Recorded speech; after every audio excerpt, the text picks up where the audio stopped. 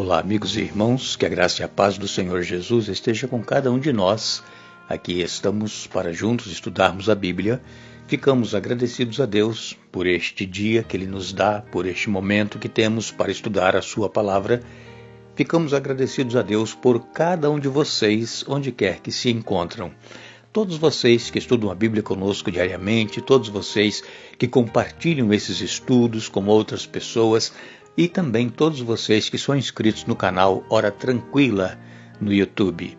Nós ficamos felizes e agradecemos a Deus por cada um de vocês. Nós queremos mandar um alô especial para aqueles que nos escrevem dizendo de onde acompanham os estudos. Nós temos Elzimar de Assis Ferrari, que é de Amsterdã. Também José Soares de Palhoça, em Santa Catarina. Cleia Ferreira de Caruaru, em Pernambuco. Ronaldo José de São José do Belmonte, em Pernambuco. Eliane França de Cupira, também em Pernambuco. Nilson Wendler de Ribeirão, no Espírito Santo. Valdemir Hoffmann de Iuna, também no Espírito Santo. E todos os demais que nos escrevem, nós agradecemos e mandaremos sempre um alô para vocês. Iremos orar. Pai nosso que estás nos céus, nos encontramos diante da Tua presença, agradecidos pelas bênçãos que tens concedido a cada um de nós, também agradecidos por este dia de vida e por este momento que teremos agora para estudar a Tua Palavra. Pedimos a unção do Teu Espírito Santo para que possamos compreender a Tua Palavra e colocá-la em prática em nossa vida. Pedimos que abençoes todos os nossos irmãos, amigos, onde quer que se encontram, especialmente aqueles que nos pedem orações. Tu conheces as necessidades, as lutas, os problemas que cada um enfrenta. Ajuda-os, ó Pai, nas suas necessidades e faça a Tua vontade, não a nossa, em nome de Jesus. Amém.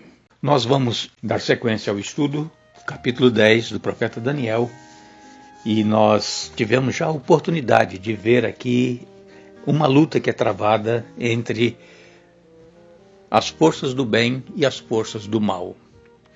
Nós sabemos, irmãos, que desde quando começou aquele conflito lá nos céus, quando Lúcifer quis estar acima de Deus, estabelecer o seu trono, houve então batalha nos céus, e Satanás e os seus anjos foram expulsos, lançados no abismo, e vieram aqui para este planeta. E aqui então, quando Deus criou Adão e Eva, Satanás tentou Adão e Eva, eles pecaram, falharam, e então começou esta luta de todos nós seres humanos.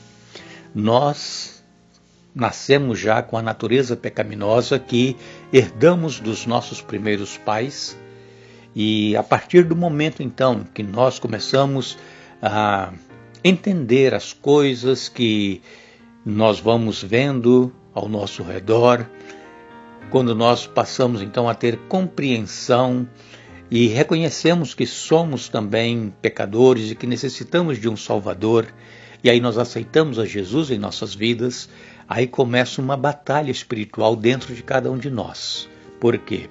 Porque a nossa natureza é pecaminosa, nossa natureza carnal, e Jesus implanta em nós então, pelo seu Santo Espírito, a natureza espiritual. E então começa uma guerra em cada um de nós, entre o bem e o mal.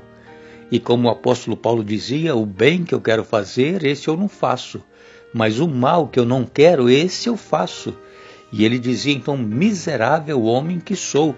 Todos nós, irmãos, por nós mesmos nós fracassamos. Nós não conseguimos vencer o pecado pelas nossas próprias forças. Há somente um poder que nos dá a vitória, que é Jesus, Miguel, o grande príncipe, aquele que jamais perdeu uma batalha. E o sangue dele, então, nos purifica, o sangue dele, então, nos regenera e também nos perdoa os pecados e faz com que nós prossigamos em nossa carreira espiritual. E então, esta luta entre o bem e o mal, ela continua em cada um de nós que aceitamos a Jesus até o fim da nossa vida. Ou nós descansarmos, ou nós contemplarmos Jesus voltando nas nuvens do céu se não passarmos pela morte. mas até o fim da nossa vida, esta luta é uma luta constante, diária, a cada momento. E os nossos irmãos entendem muito bem o que eu estou falando, porque cada um de nós temos as nossas lutas, as nossas provas. Nós queremos vencer, mas nós não conseguimos, nós somos impotentes. E é por isso que nós precisamos orar, clamar, assim como Daniel orou aqui no capítulo 10, durante 21 dias. Por quê? Porque estava havendo o impedimento de o anjo Gabriel chegar até Daniel, com a resposta da oração que ele estava fazendo. As forças espirituais da maldade estavam impedindo que este anjo chegasse. Mas quando então veio o príncipe Miguel, aí sim Gabriel conseguiu ir até Daniel. Irmãos, nós vemos que aqui no livro de Daniel, em várias passagens que nós temos, por exemplo, em Daniel capítulo 7, verso 13, Daniel, ele vê Jesus como o Filho do Homem. E depois lá em Daniel capítulo 8, verso 11, Daniel vê Jesus como o príncipe do exército. E agora aqui neste capítulo 10 que estamos estudando, capítulo 10, verso 13, que nós lemos ontem, nós vemos aqui que o nome deste príncipe do exército, deste filho do homem, é Miguel. Este nome Miguel significa exatamente quem é semelhante a Deus. E então Miguel veio para ajudar Gabriel neste conflito que estava tendo com o rei da Pérsia. E este conflito só foi vencido quando Miguel entrou na batalha. E como eu tenho dito para vocês aqui, Jesus jamais perdeu uma batalha. E aqui ele vence então o príncipe dos reis da Pérsia, que era o próprio Satanás e os seus anjos. E então Miguel, nós encontramos ele ainda no livro do profeta Daniel, que nós vamos estudar no capítulo 12, no verso 1, nós vamos ver ali que Miguel novamente é citado. Miguel, irmãos, ele permanece como líder do exército celestial e então ele derrota Satanás e os seus anjos caídos. Miguel não é outro senão o próprio Senhor Jesus Cristo. Aqui em Colossenses, lá em Colossenses, o apóstolo Paulo, no capítulo 2 de Colossenses, no verso 15, o apóstolo Paulo nos escreveu, Colossenses 2, verso 15, desse modo desarmou os governantes e as autoridades espirituais e os envergonhou publicamente ao vencê-los na cruz. Jesus venceu Satanás quando ele deu a sua vida por nós na cruz do Calvário. Ali Satanás foi derrotado, mas Satanás não está morto, ele continua lutando.